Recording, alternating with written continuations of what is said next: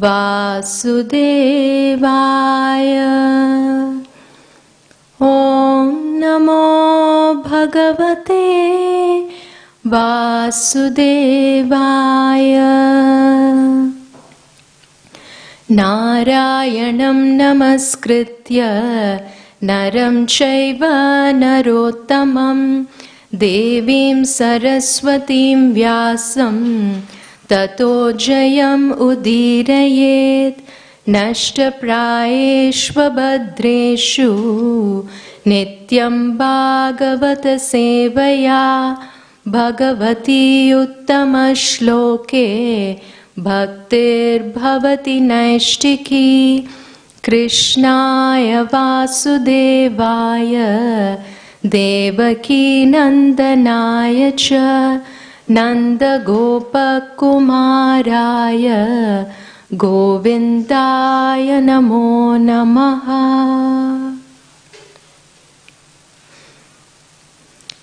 Hare Krishna. Welcome to this evening's Srimad Bhagavatam, where we are looking at different prayers from Srimad Bhagavatam. And today we are continuing with Rudra Geet, that is, prayers offered by Lord Shiva from Canto 4 of Srimad Bhagavatam. So we did part 1 and 2 last week, and we are continuing with part 3 and 4 today and tomorrow. Before we begin, let us offer our humble obeisances to Srila Prabhupada and all our acharyas, and then hear from Srimad Bhagavatam. Om Ajnanatimirandasya Jnananjana Shalakaya Chakshurunmilitam Ena Tasmai Shri Gurave Namaha. Shri Chaitanya Manobishtam Stapitam Ena Bhutale Swayam Rupa Kadamahyam Dadati Swapadantikam. Vandeham Shri Gurum Shri Yuta Padakamalam Shri Gurum Vaishnavamscha Shri Rupam Sagrajatam Sahagana Raghunathanvitam Tam Sajivam Sadvaitam Savadutam Parijana Sahitam Krishna Chaitanya Devam Shri Radha Krishna Padan Sahagana Lalita Shri Vishakanvitamscha. He Krishna Karuna Sindhu Dinabandhu Jagatpate Gopesha Gopika Kanta Radha Kanta Namostute. Tapta Kanchana Gaurangi Radhe Vrindavaneshwari Vrishabhanusute Devi Pranamami Hari Priye. Vancha kalpatarubhyascha kripa sindhubhya evacha patitanam pavanebhyo vaishnavebhyo namo namaha.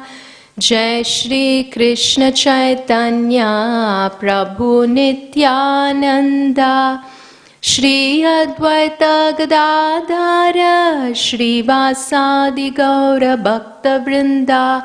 Hare Krishna Krishna Krishna Hare Hare, Hare Rama Rama Rama Hare Hare. Bhuter mahadbhirya ima puro vibhu nirmaya shete yadamosha purusha bhunkter gunamsho dashashodasatmaka solankrashishta bhagavan vachamsi me.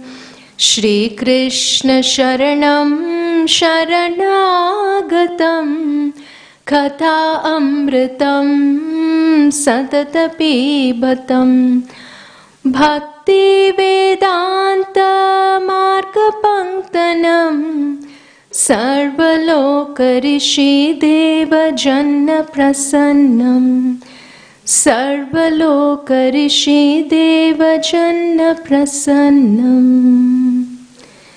Jai Srila Prabhupada ki Jai, Shri Shri Radha Gopinath Bhagwan ki Jai, Ananta Koti Vaishnava Vrind ki Jai. Hare Krishna. So today we are looking at Rudra Geet, prayers offered by Lord Shiva from Canto 4 of Srimad Bhagavatam. So let us have a little recap of what we heard last week, and we will continue with the verses today. So we saw that in Canto 4 of Srimad Bhagavatam, there is a beautiful conversation between Maitreya Muni and Vidura. And here, Maitreya Muni is speaking to Vidura, and he is Jai Shri Shri Radha Gopinath Bhagwan ki Jai. So Maitreya Muni is speaking to Vidura, and he describes about the descendants of Swayambhuva Manu. And he speaks about different kings like Dhruva Maharaj, Prithu Maharaj, King Vena, and so on. And then he describes about King Prachina Barhi. And King Prachina Barhi was instructed by Lord Brahma to marry the daughter of the ocean, Shatadruti. So King Prachina Barhi and Shatadruti are married, and they have 10 sons who are known as the Prachetas. And the Prachetas were very religious. They were endowed with very good qualities, and they had such good behavior, and they were very spiritually inclined. Now King Prachina Barhi instructs his sons, the Prachetas, to get married and to beget children. So the Prachetas are now going to go and perform a severe austerity for about 10,000 years under the ocean. And on the way, as they are going, they meet Lord Shiva. So Lord Shiva, he emerges from a beautiful lake, a very calm and peaceful lake that is full of lotuses and water birds and bees humming and trees and creepers, and there's a beautiful breeze and all the drums and kettle drums are playing, and Lord Shiva emerges from this water, from the lake, and he sees the Prachetas and he's very pleased with them. The Prachetas, they immediately bow down and offer their obeisances to Lord Shiva. And then what happens? Lord Shiva, he now tells them that he's going to chant a very pure and auspicious mantra, which is very beneficial and which will bless them with all benedictions and which will fulfill all their desires. And then Lord Shiva goes on to recite the Rudra Geet. So those are the prayers that we are looking at right now. So last week we covered up to verse 52. That is Canto 4, Chapter 24, verses 33 to 52 we completed last week. And here Lord Shiva begins by glorifying the Supreme Lord. He says, Jitam ta Atma Vidvarya, ho, the best of the self-realized. And then he goes on to establish the supremacy of Lord Krishna, Lord Vishnu. And he speaks about all his various qualities and about his expansions, and how through the expansions of Vasudev, Sankarshan, Pradyumna and Aniruddha, the Lord controls our mind, and how he directs all our senses, all our thinking, our willing, our feelings, and all our actions.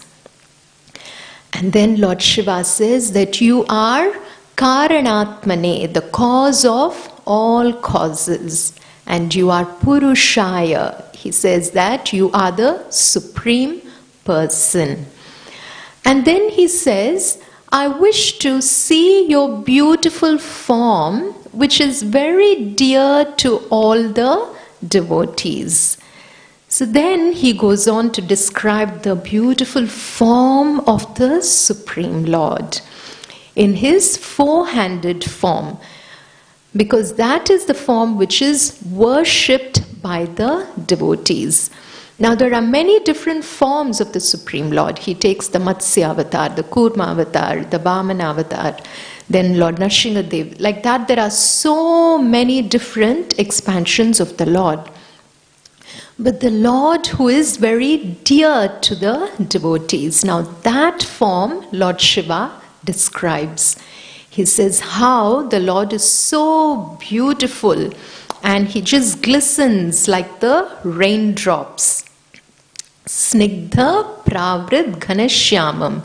So he says how like the raindrops that are there in the winter, like that his body is shining. And then he has a beautiful face. The Lord has lotus petal-like eyes with a raised nose, with beautiful ears, and he's wearing earrings, mrishta kundalam.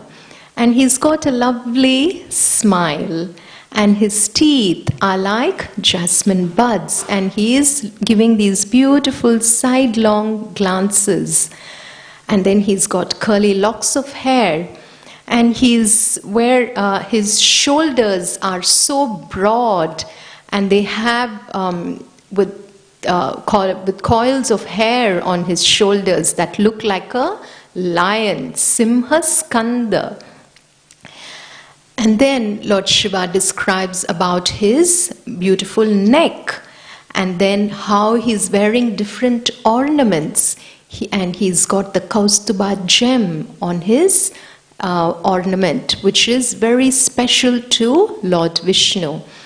And then he has 4 arms, and with his arms he is holding the Shankha, Chakra, Gada and Padma. And then his chest, how in his dark chest, which is very beautiful, there is Srivatsa, or Goddess Lakshmi, who is residing in the heart of Lord Vishnu. And then he describes about his beautiful waist and how it resembles a banyan leaf. And as the Lord inhales and exhales, his abdomen is moving up and down very beautifully, and how that is very pleasing. And from the navel of the Lord, how the lotus sprouts, and then Lord Brahma is seated there, and he continues the creation. And then Lord Shiva speaks about his waist, and how he's wearing these shining yellow garments that are just waving about as the Lord walks. And then he describes the beauty of his legs, his knees, and then his lotus feet, which resemble the petals of an autumnal lotus, a lotus that blossoms during the autumn season. And like that, his feet are so auspicious. And then Lord Shiva says how from the nails of the lotus feet of the Supreme Lord, there is a shining effulgence. And so when we take darshan of the lotus feet of the Lord, and when we see this beautiful form of the Lord, then how this effulgence from the nails of the lotus feet, how it dissipates all the darkness in our heart. So Lord Shiva says that it destroys all our dirt or our anarthas that are there in our heart. It just gets destroyed when we take the darshan of the Lord. And therefore, he says in today's verse, we have to meditate on the supreme beauty of this beautiful Lord. So we will continue from verse 53 today. Canto 4, chapter 24, verse 53. Etadrupam anudhyeyam atmashuddhim abhipsatam yad bhakti yogo bhayadaha swadharmam anutishtatham. The translation by Srila Prabhupada. My dear Lord, those who desire to purify their existence must always engage in meditation upon your lotus feet, as described above.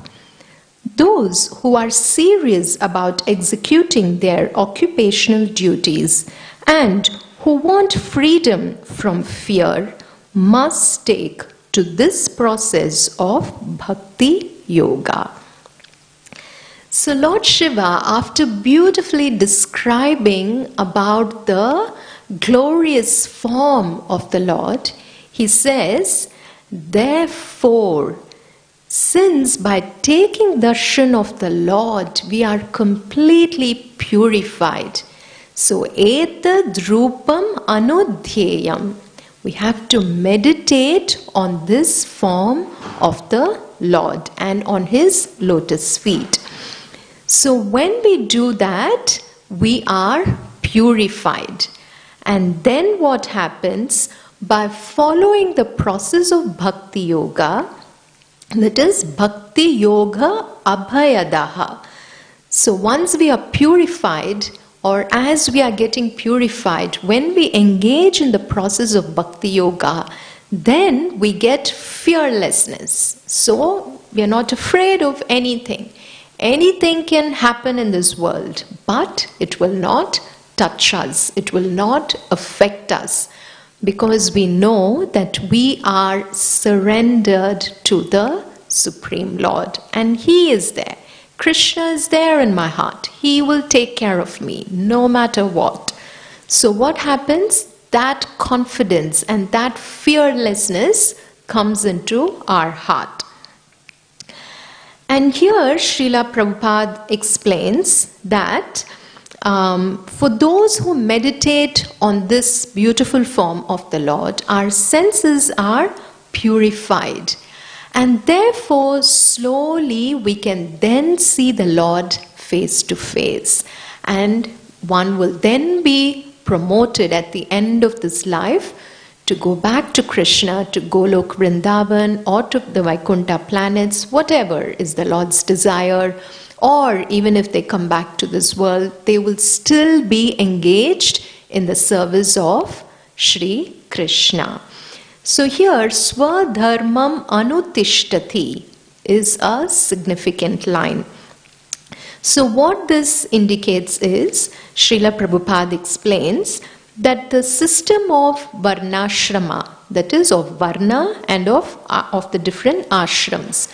So whether one is a Brahmana, a Vaishya, a Kshatriya or a Shudra, or whatever occupations that one is engaged in, or in whatever ashrams they may be situated in, whether one is a brahmachari, a grihastha, a vanaprastha, or a sannyasi, it doesn't matter.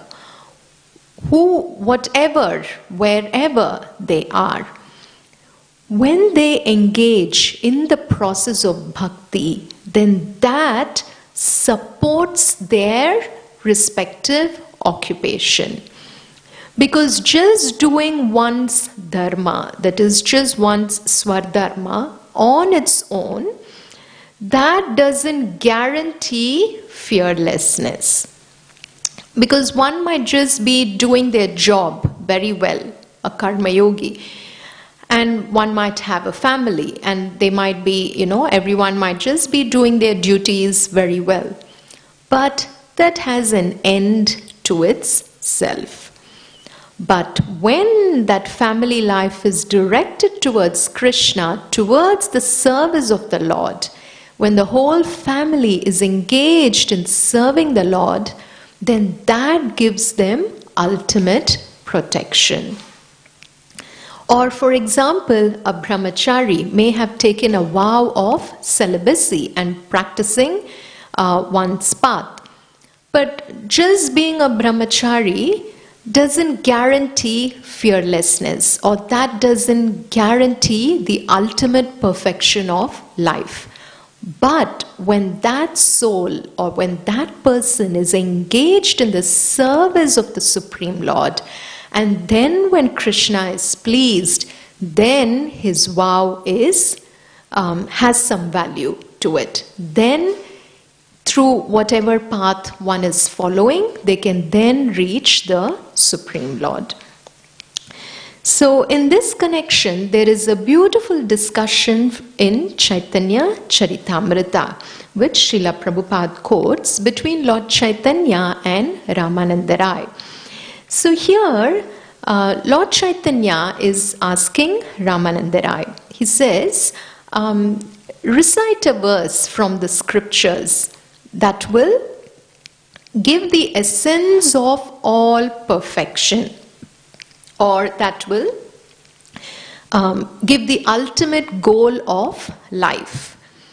And then Ramananda Rai, he gives different answers. So first he says, worship of Lord Vishnu through the Varnashram Dharma. By following one's duties when one worships the Lord, then that is the ultimate perfection. And then Chaitanya Mahaprabhu says, okay, yes, that answer is fine, but go on, I want to hear more. And then he says, Ramananda Rai says, to offer the results of one's activities.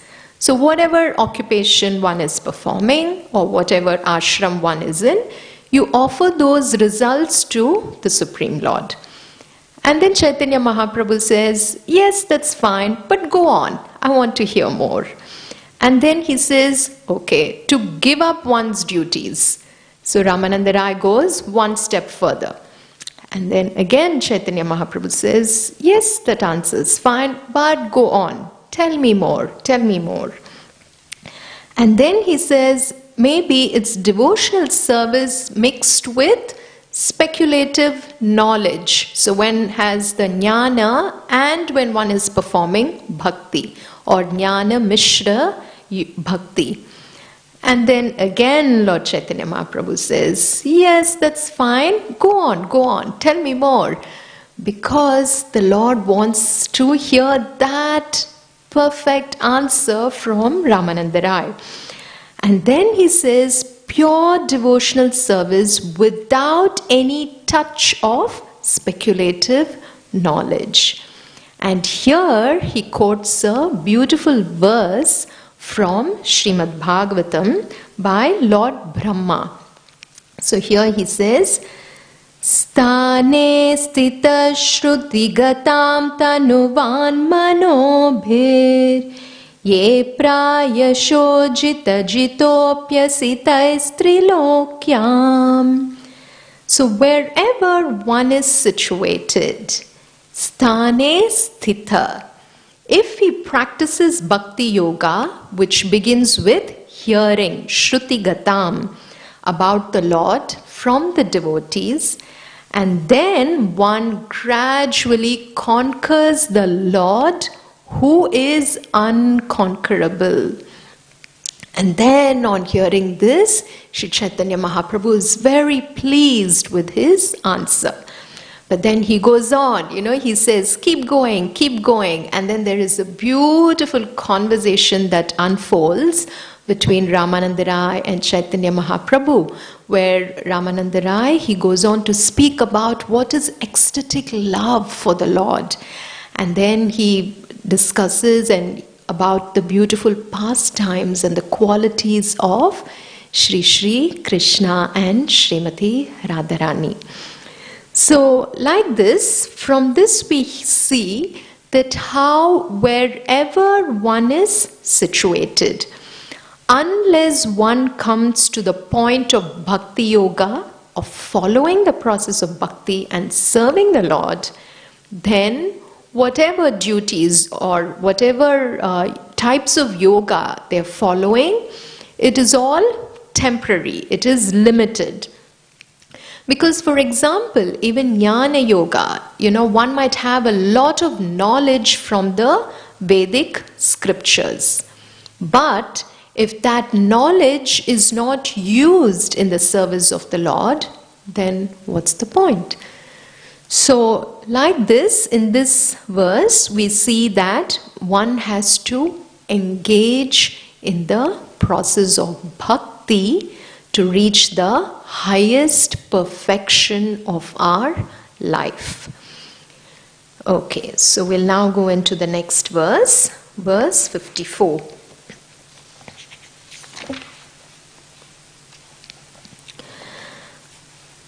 Bhavan bhaktimata labhyo durlabha sarvadehinam Swarajyasyapyabhimata ekantenatmavidgatihi. My dear Lord, the king in charge of the heavenly kingdom is also desirous of obtaining the ultimate goal of life, devotional service. Similarly, you are the ultimate destination of those who identify themselves with you, Aham Brahmasmi. However, it is very difficult for them to attain you, whereas a devotee can very easily attain your lordship. So, in this verse, Lord Shiva is speaking about, again, engaging in the process of bhakti. So he's saying that you are attainable by the devotee who engages in your service. Whereas for those who are taking the path of impersonal understanding of the Lord, that yes, the Lord is Brahman, his effulgence is spread throughout the universe, and I want to just merge with that, and then that is the end. Now Lord Krishna says that even though they follow that path, they ultimately at some point they will come down, because once their pious credits are over, when a follower of the Jnana Yoga or the Karma Yoga, those paths, and when it stops with the impersonal realization of the Lord, then they may go to even the heavenly planets. But there, even the king of the heavens, Swarajyasyapi Abhimata. So here Lord Shiva is saying that even the king of the heaven, Indra, he is also wanting to serve the Lord. So we will be seeing in the Govardhan Leela, very soon the Govardhan Leela festival is coming up, where we see how Lord Indra was very puffed up, and then he sends the rains, and then when Lord Krishna, he lifts the Govardhan hill and he gives protection to all the Brajavasis. And then finally Indra realizes that the Supreme Lord is all powerful. And then he submits to him. And then they have a little heart-to-heart conversation, Lord Krishna and Indra. And then there, Lord Krishna advises him and saying that, that I'm the controller. So we see that Indra in so many different pastimes, we will see that how he's, getting puffed up, or he wants to show his power. But again and again, he will keep surrendering, and he wants to engage in the service of the Supreme Lord.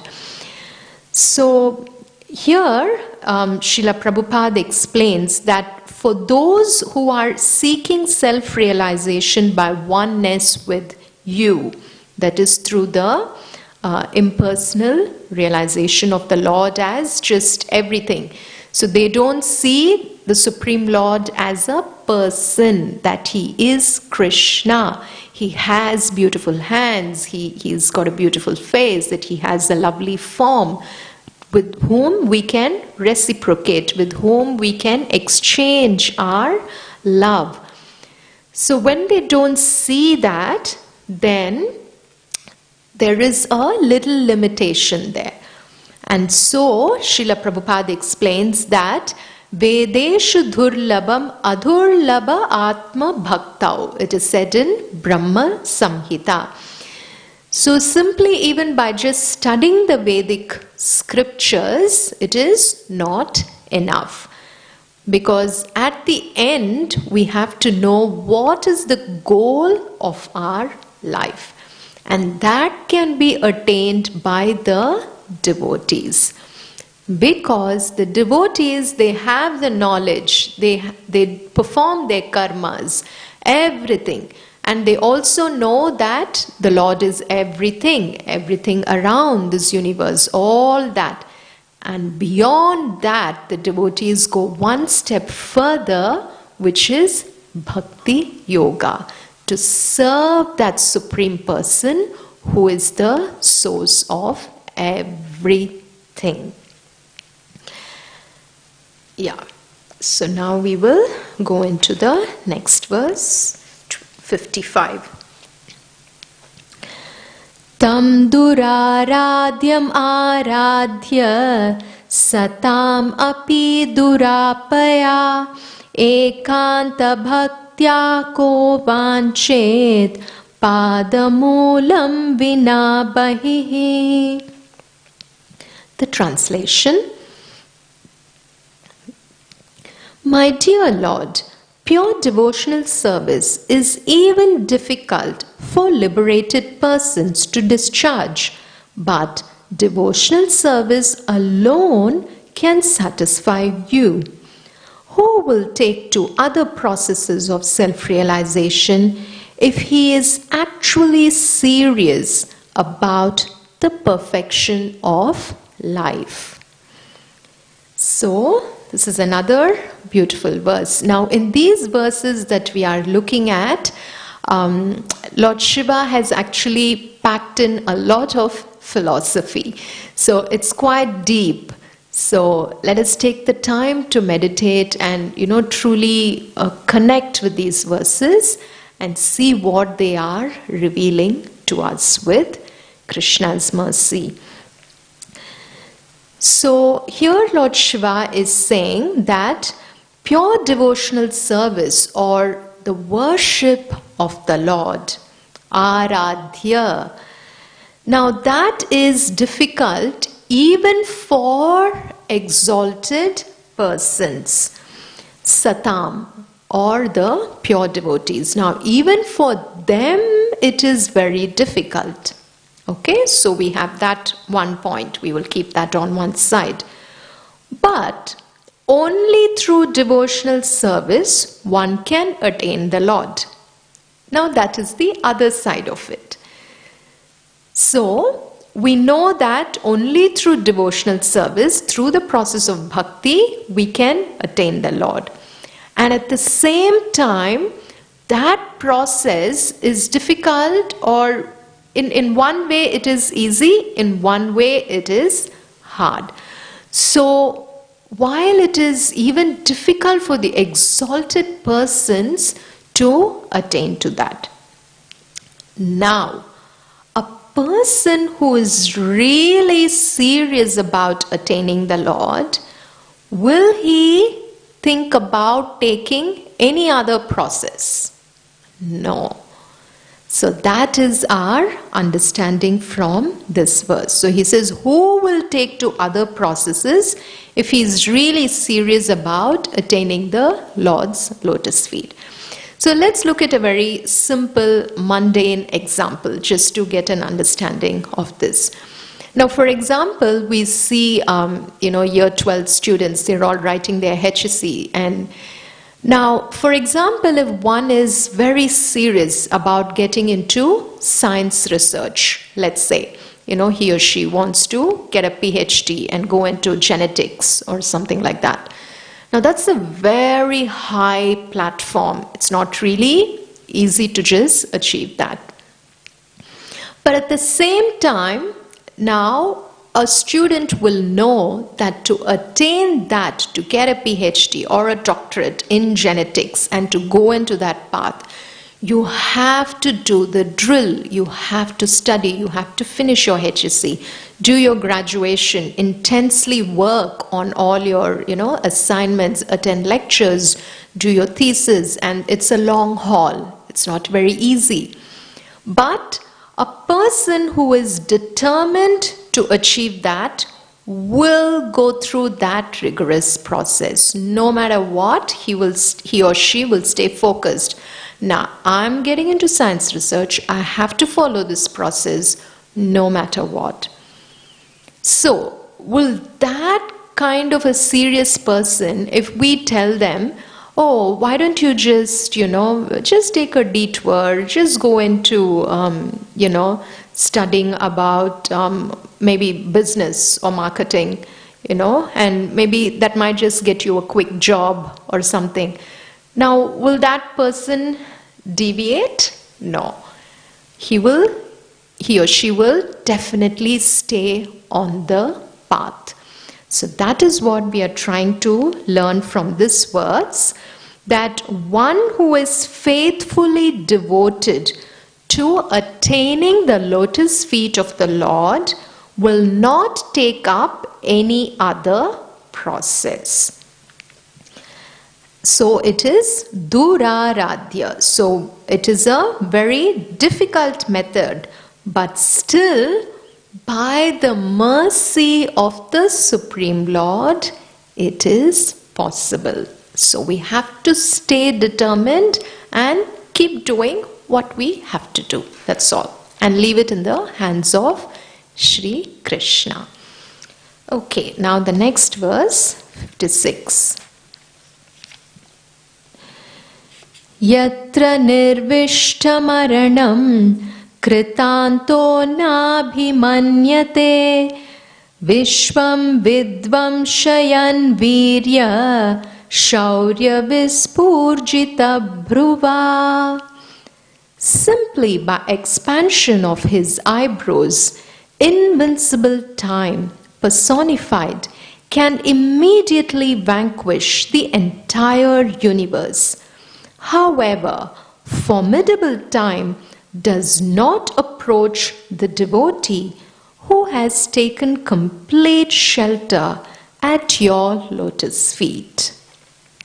A very beautiful verse.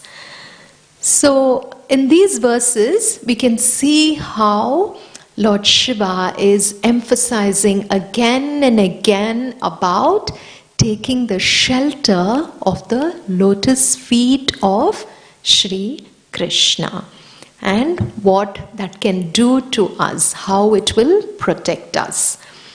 So in this verse, Lord Shiva is saying, Yatra nirvishtam aranam. So where one is completely surrendered to the Lord. Nirvishtam aranam. Aranam is taking shelter of the Lord.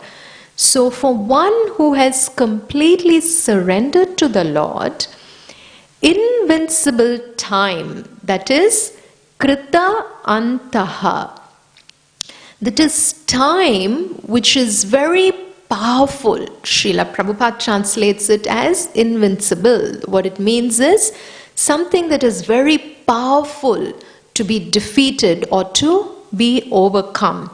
So we know how, with time, everything gets destroyed. So everything is changing and everything is also controlled by Kala. And who is that? The Supreme Lord, who also manifests in the form of Dharmaraj, in the form of Yamaraj, the Lord of Death. So, but what Lord Shiva is saying in this verse is that such an invincible time, or the Supreme Lord, just by lifting his eyebrows, he can destroy the whole universe. So just to explain about the power of Kala. Such a powerful time will not touch the devotees. So what we understand from here is that the influence of time does not necessarily impede with the activities of the devotees. So here Srila Prabhupada very beautifully explains that how everything in this material world, it has to perish with time. All the material assets that we can accumulate or whatever we do, everything has our bank balances or even our jobs. It is subject to change. Anytime, anything can happen. But however, whatever devotional service a person has done, that carries on. There is no end to it.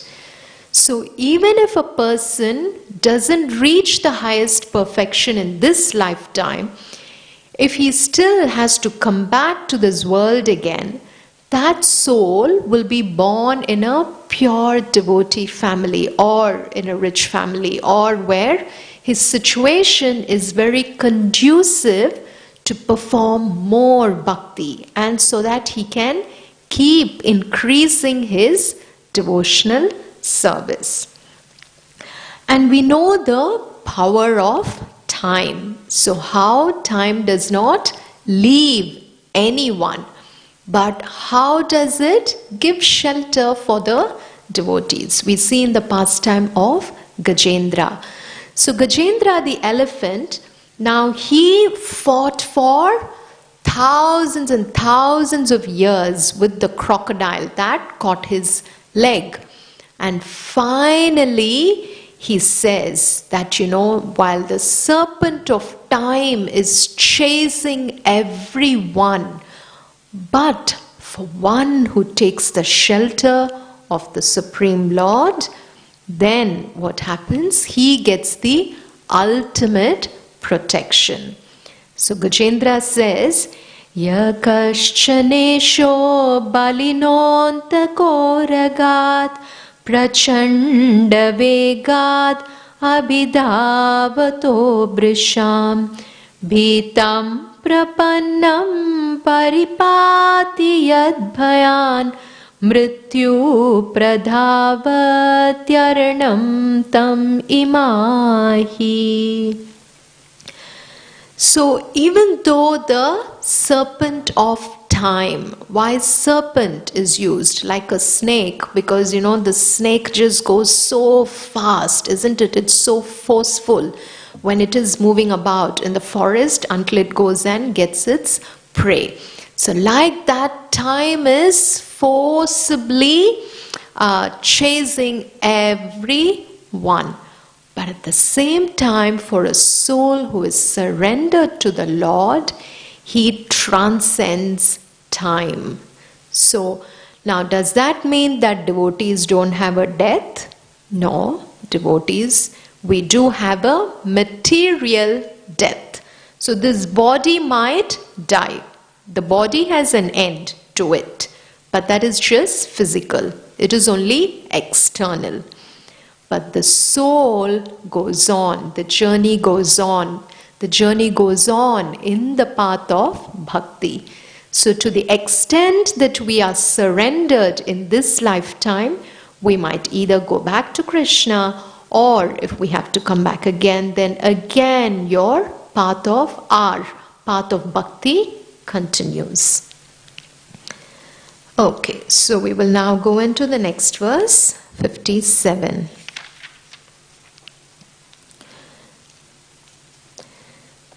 क्षणार्धेनापि तुलये न स्वर्गं न पुनर्भवं भगवत्सङ्गिसङ्गस्य Martyanam kim utashishaha. If one by chance associates with a devotee, even for a fraction of a moment, he no longer is subject to attraction by the results of karma or jnana. What interest then can he have in the benedictions of the demigods who are subject to the laws of birth and death? So here the significance of sadhu sangha, or the association of the devotees, is emphasized and glorified by Lord Shiva. In the next few verses he speaks about this. So he says kshanardhenapi. So kshana means a moment, and ardha half, and api even. So even half a moment of an association with the devotee, Bhagavat Sangi Sangasya, association of the person who is worshipping the Supreme Lord. What happens? That does not compare, tulaye, it does not compare to achieving heavenly planets or even merging into the Supreme. So the Aham Brahmasmi concept. So while the association of even half a moment of devotee with a devotee is so high that it does not compare to reaching the heavenly planets. So then, while we know that the association of a sadhu is so significant, then why would someone vest his, or have his interests in taking blessings of mortals, martyanam, or of even the demigods? Because Srila Prabhupada explains that the blessings of demigods can fulfill our desires. Yes, they can fulfill our material needs, but it is again temporary, because it only gives us temporary happiness. So there is Shreya and Preya. So Shreyas is what is our ultimate benefit, and what is Preyas are temporary benefits.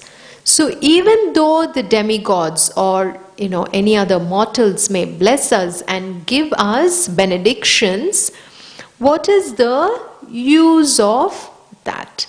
So that is what Lord Shiva is saying here, that only by the association of a pure devotee can one be fully satisfied. So that is the essence of this verse. And of course we know that there are many examples. So we know how just by a moment's association with Narad Muni, a hunter was transformed into becoming a devotee of the Lord.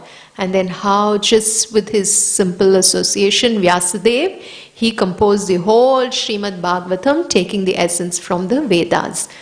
And even from all our personal experiences, each one of us who has taken to the Krishna conscious path, at some point we met a sincere devotee of the Lord. And just by that little association, it gave us that spiritual touch.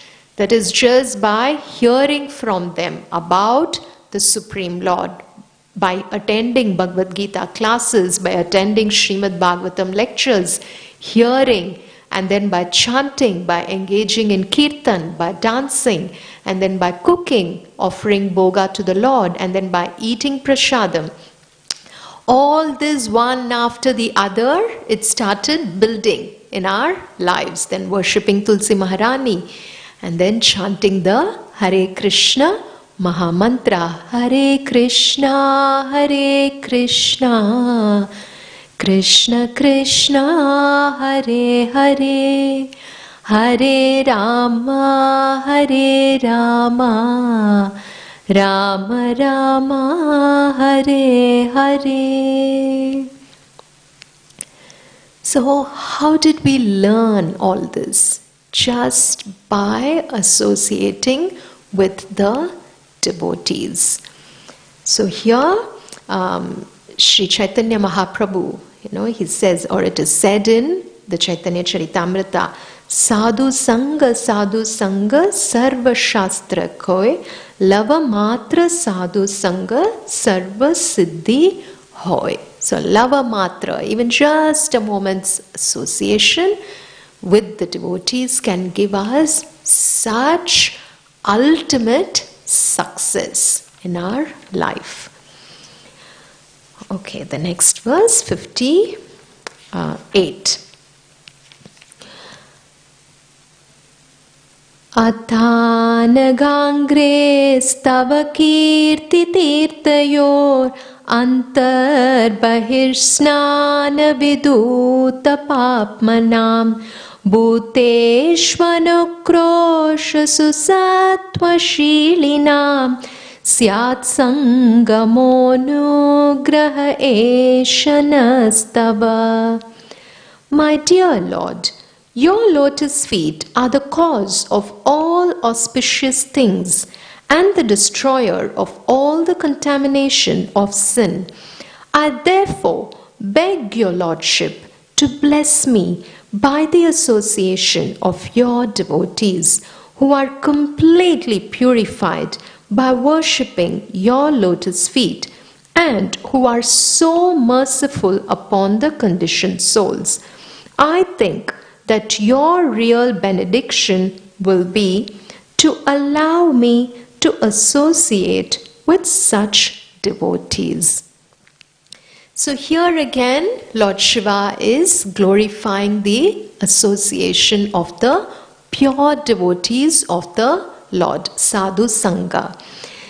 So Lord Shiva says that your lotus feet bestows all auspiciousness, angre, your lotus feet, and that renders one sinless, anagha. So just by, we saw how in the previous verses, by taking darshan of the Lord's lotus feet, how it is very purifying for us.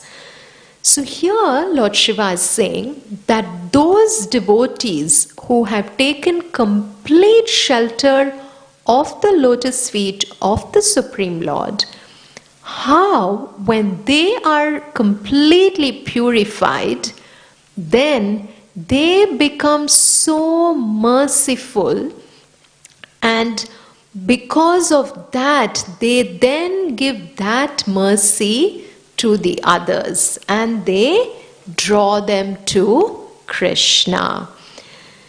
So it's a very beautiful verse, and therefore Lord Shiva says that is my ultimate benediction. That is what I really want.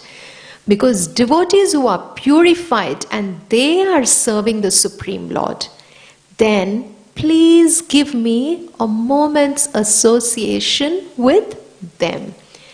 And how are they purified? By chanting the glories of the Lord. Kirti Tirtayor. So here the word Tirtayor is very significant because it is said that the Ganges water is very purifying and it eradicates all our sinful reactions. Now the Ganges water, it also emanates from the lotus feet of the Supreme Lord Shri Krishna. So just as when a person associates, or rather when a person takes bath, so when a person takes bath in the Ganges water, then he is purified. So like that is the sparsha, the touch of the Ganges water. So like that, when a person is constantly in touch with the lotus feet of the Lord, That is, when they are constantly taking darshan of the lotus feet of the Lord, or when they are worshipping, when they are chanting the glories. So by all that, they are in constant touch with the Supreme Lord. Then when they get purified, and when we take association of such pure devotees, then that is our ultimate benediction. And that is what our whole Sankirtan movement is all about, isn't it? So we first learn how to chant, and then we chant, and then we help others to chant. So it's a beautiful process that we can all take to. Okay, now we go into the next verse, 59. So we'll just do 2 more verses and we will end for today. So, Nayasya chittam bahirartha vibramam tamo guhayam cha vishuddham avishad yad bhakti yoganugrihita manjasa munir vichashte nanu tatra te gatim.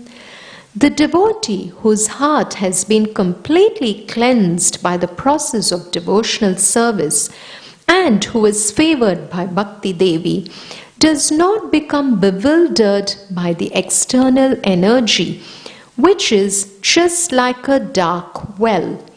Being completely cleansed of all material contamination in this way, a devotee is able to understand very happily your name, fame, form, activities, etc.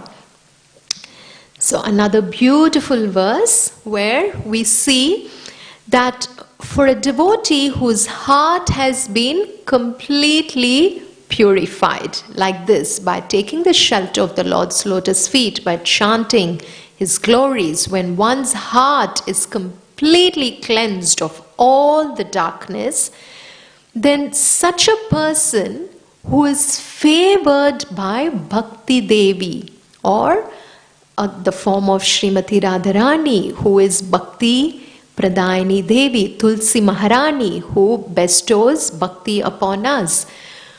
When we are favored by all of them, then what happens? Such a person is not bewildered by the external energy of the Lord or the material energy. So nothing affects us, like we saw even earlier. It doesn't bewilder us. Then at that point, actual devotional service begins, because then we know that we have to sincerely surrender to the Lord. Then what happens? We can appreciate the beauty of the name, the qualities, the fame, the pastimes, and the form of the Supreme Lord. So Srila Prabhupada quotes this beautiful verse by Kapila Muni, where he is instructing about the glories of the devotional service. So he says, Kapila Muni says, Satam prasangan mama virya samvido bhavanti hritkarna rasayana kata tajjoshanadashvapavarga vartmani shraddharatir bhaktiranukramishati. So in the association of devotees, discussion of the pastimes and activities of the Lord is very pleasing to the ear and the heart. So then, by cultivating such knowledge, one gradually advances on the spiritual path and is freed, and his attraction to the Lord is fixed. So we see how the Bhakti Yoga process is a very gradual but a very dynamic and yet a very sure process that can ultimately give us the perfection of this human form of life. Okay, so we'll go into the next verse, verse 60.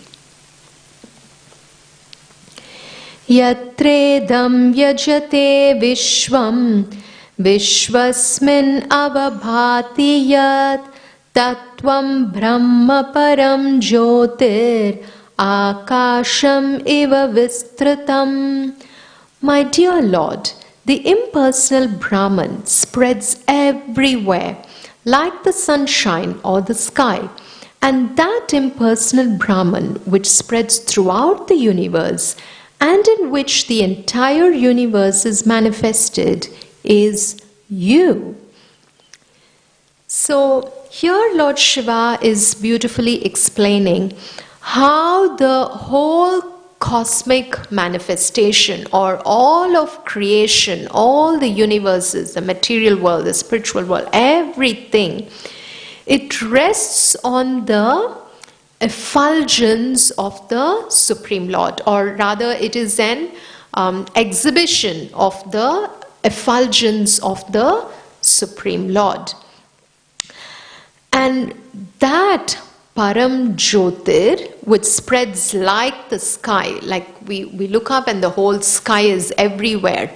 So is there a place where there is no sky when we go out? I mean, we might be sitting inside a room and we can say there's no sky here, but the sky is above the building anyway. So the sky is spread throughout the universe. Like that, the Lord is present everywhere. He is omniscient, and we are also present in Him as tiny parts. We are little anus, little parts and parcels of the Supreme Lord. And then Lord Shiva says, so this whole manifestation, this Brahman, the effulgence, it is all you, O Supreme Lord. And Srila Prabhupada, he gives very beautiful, dramatic examples. So he gives the example of the sun and the sunshine. So just like how the sun is there in the sky, and then the sun rays are spread throughout the universe. And the sun rays, they go and touch every part of the universe. Now the sun rays doesn't discriminate whether a place is clean or whether it's dirty, or whether there is water or there is mountain, or whether there's an ant or a pig or a human. The sun rays touch everything in the universe.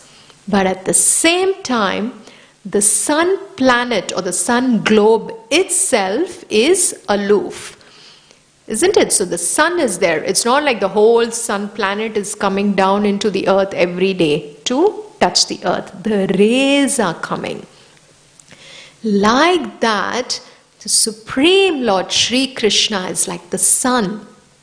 And his rays, his effulgence is spread everywhere and it touches the universe. While the Lord remains aloof by himself. And also the example of the sky. So as we saw just the sky is spread everywhere, and the air, so there is air everywhere. Inside the temple room, outside in our houses, there is no place where there is no air. But at the same time, the sky remains aloof. The clouds are still there. They come down in the form of rain. But at the same time, the sky remains where it is. So ultimately, Lord Shiva is saying that everything is your energy, O Supreme Lord. So we will keep it till there for today, and we will continue tomorrow from verse 61, and we will complete all the prayers. And let us offer this at the lotus feet of Shri Shri Radha Gopinath. Grantraj Srimad Bhagavatam ki Jai. Shri Shri Radha Gopinath Bhagavani ki Jai. Shri Shri Jagannath Baldev Subhadra Maharani ki Jai. Shri Shri Gaur Nitai ki Jai. Srila Prabhupada ki jai, Ananta Koti Vaishnav Vrind ki jai, Nitai Gaur Premanande, Hari Hari Bol.